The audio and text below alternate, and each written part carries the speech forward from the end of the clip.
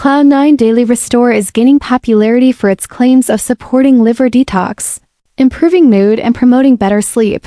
But there are some things you should consider before jumping on the bandwagon.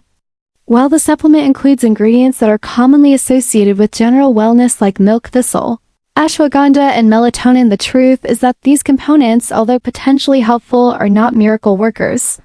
The liver doesn't get fully detoxed just by taking a pill, especially when marketing implies it can reverse the effects of alcohol or unhealthy habits, which is misleading.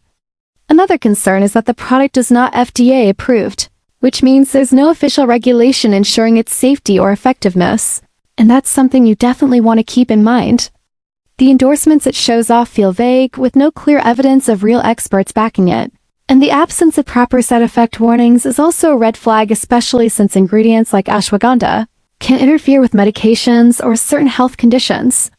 So while some users might feel a slight improvement in their sleep or energy levels, it's hard to tell whether that's due to the supplement or just a placebo effect. Overall, Cloud9 Daily Restore sits somewhere in the middle. It's not exactly a scam, but it's also not the revolutionary wellness fix it claims to be.